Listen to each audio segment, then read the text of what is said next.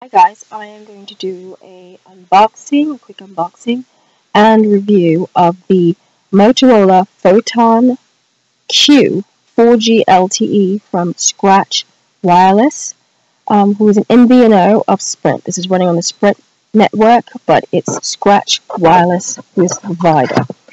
Okay, I've already opened this, but I'm going to do a quick unboxing for you. Here is the quick start guide. It's just a single page leaflet. Double-sided, gives you basic information on how to charge the device, how to turn it on, and then a little bit about making a Wi-Fi call or connecting to Wi-Fi. Just very basic. Yay, you're awesome. You're a Wi-Fi first pioneer. Yay, high five. Okay, inside you have the phone, of course. Again, this I've already unboxed it and used it. I want to show you underneath what you get.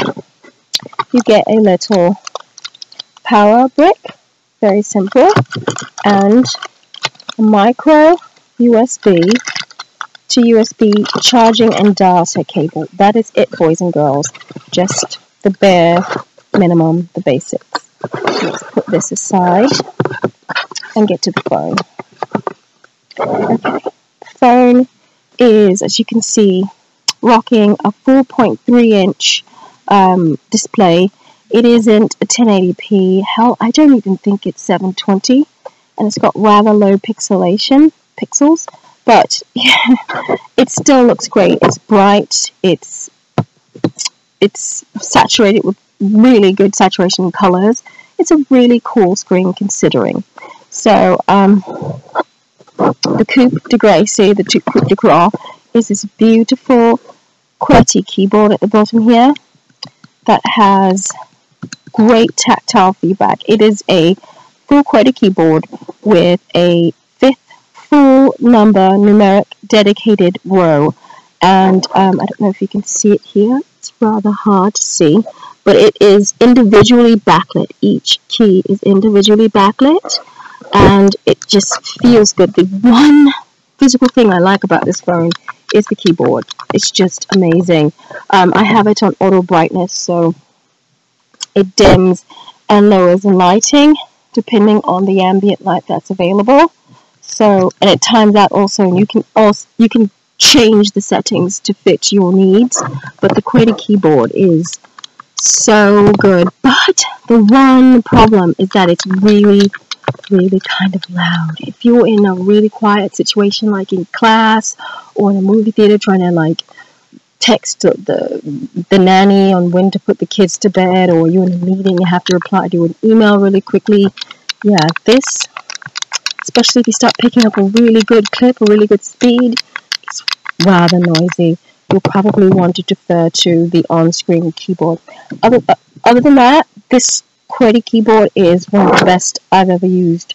It is really the best thing about this entire device. So let's talk about the physicality of this thing. It has a power button up top, a 3.5mm headphone jack. On the right side it has an up and down volume rocker. You'll see here there's like a little black flap that covers the micro SD card slots. You're going to have to take my word for it because I cannot get that open with one hand.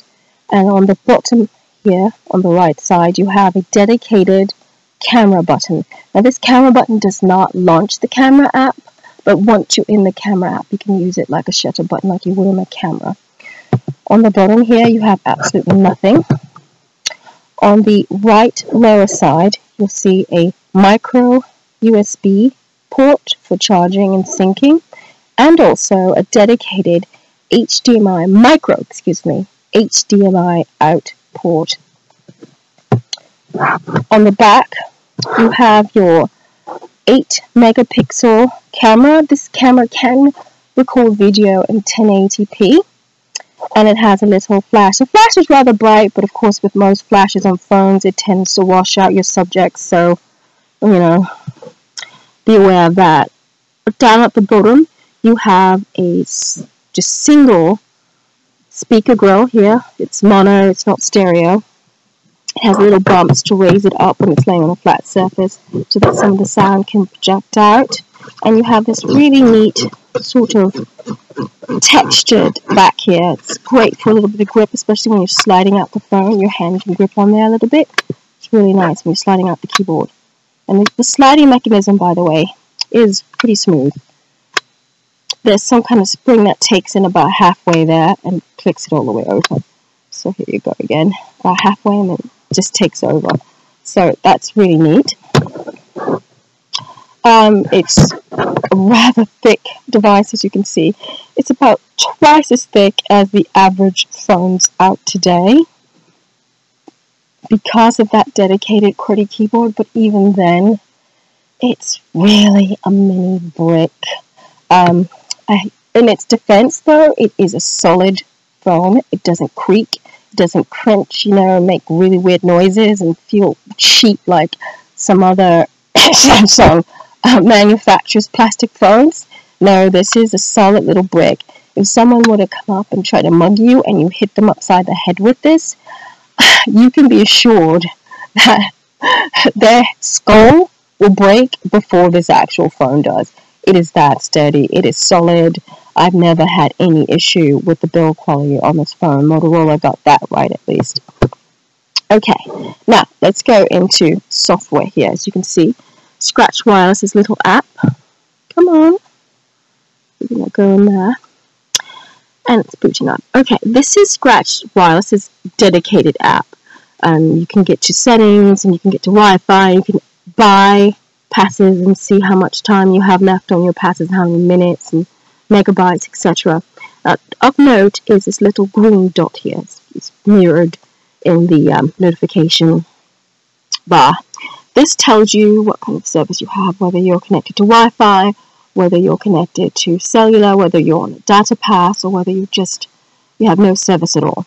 So green means I'm good to go, as you can see. I'm using Scratch Wireless for free talk, text, and data, so I can do all of that now on Wi-Fi. But if you turn that off, it'll turn red. If you turn your Wi-Fi off, it doesn't have Wi-Fi, it'll turn red to let you that, no, you can't use Wi-Fi, but you do have cellular texting. Sometimes you'll see a red X. That means that there's no connection whatsoever to wireless and cellular, and that normally only shows when you first turn on the phone and it's trying to connect to all the services. But let me show you about buying passes. So here you can just click from the app and add a pass. Mind you, you can do this on cellular if you don't have any wireless, and of course you don't have a cellular pass to get data. You can still do this. And let me do that right now. Let me show you that this is completely usable. Come on, get out of here. Let me get out. Google now really wants to come out and talk to you. So let's turn off. By the way, by swiping in from the left, you get to your quick settings. And in here you can turn off the ringtone, silence the phone. You can toggle on and off Wi-Fi, Bluetooth, GPS, mobile data, airplane mode. You can also go into the full settings, but let me turn off and toggle off Wi-Fi. Go away, Wi-Fi. Go away. My God. I'm trying to do this and it won't let me toggle Wi-Fi off. Toggle Wi-Fi off. Thank you. Jesus. Okay, so let's go back into the app here. Scratch Wireless app. I don't know what it's doing. Oh, it's uploading. I'm uploading a video. Cool. So right here, you can see that it's red. And it's telling me, texting only, no Wi-Fi available. I have no active passes. But it won't let me. There we go. So yes, you can see I have no Wi-Fi. And the data connection is 3G. Oh, God. I'm in the middle of New York City. And I am barely clinging on to 3G signal and 2 to 3 bars of Sprint signal. It's really bad. Sprint, even in the heart of New York City, is just rubbish. And mind you, although they marketed this phone as a 4G LTE phone, it cannot connect to Sprint's LTE service because they don't allow anyone but Sprint to connect. If you're an MVNO, you're kicked off onto their bootleg lower 3G and, if you're lucky, 4G service. So don't let the name fool you, 4G LTE. You will never see LTE speeds on this device because Sprint will never let you on that portion of their network. Scratch has not leased that portion and Sprint hasn't leased it to them. So the highest you'll ever get is 4G. And unfortunately for me, it's 3G in the heart of New York City. And it is that Sprint's 3G speeds are like edge speeds on GSM. Painfully slow. You don't want to be, like, you can't even watch a video clip. God forbid you want to do something serious or open up like the Verge desktop version. You'll be there for an hour. So it's just for sending off a quick email or something. Check your email, or a very light on photo website. But yes, see, you can still, with no wireless service, connected just to data. Mind you, I don't have a data pass. See, look, data 0. So you can, without any Wi-Fi connection, buy passes here. So you have the 30-minute, 24-hour pass for $1.99, and you have a 250-minute pass for $14.99, and that one is for 30 days. And then you can go into data as well. Here, add a data pass, and as you can see, 25 megabytes for $1.99, which is a 24-hour period, and 200 megabytes for $14.99, which is a 30-day period. Yeah, it's it's up to you to decide whether or not that's expensive. You can go into settings here, and from settings you can set your PIN. I'll show you that there. You can go back. You can edit your credit card information, but you of course have to put in your credentials first to do that. You can delete your credit card, you can diagnose, you can get help and helpful hints here. Let's show you that. So you can see notifications, etc. Okay, got it. Let's get out of that.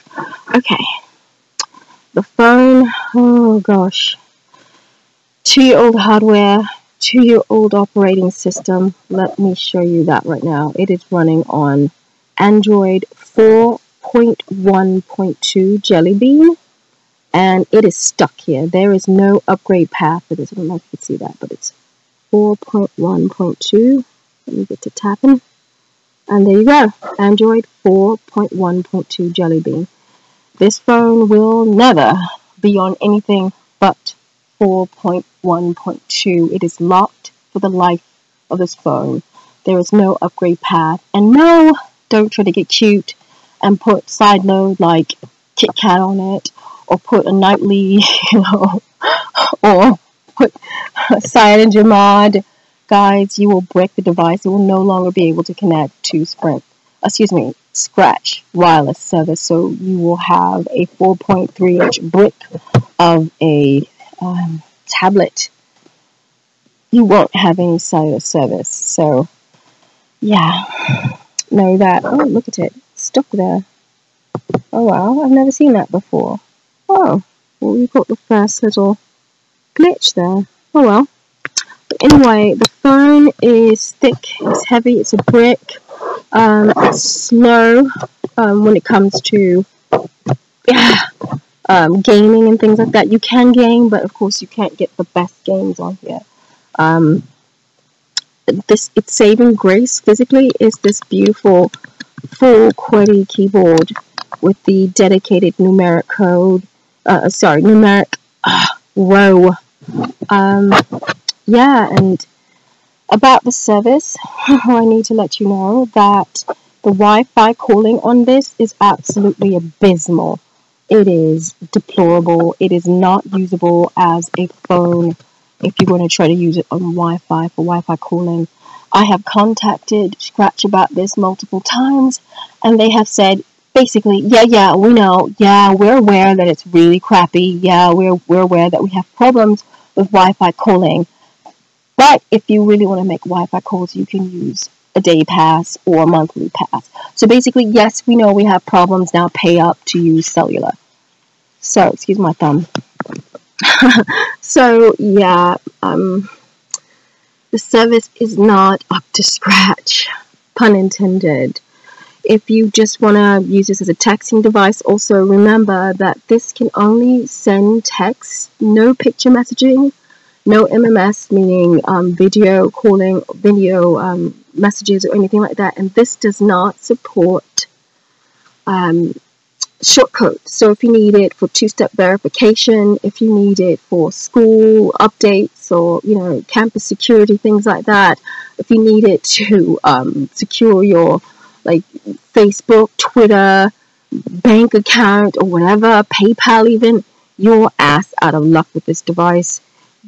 All you can send is 160 characters, and you better not be emoji. This does not support any form of emoji, smiley, things like that.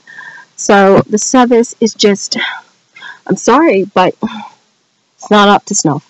So for me, this thing has to go back, but maybe it'll work for you. I suggest you really look at what you get, and QWERTY, buyer beware. This is an honest review from an honest consumer.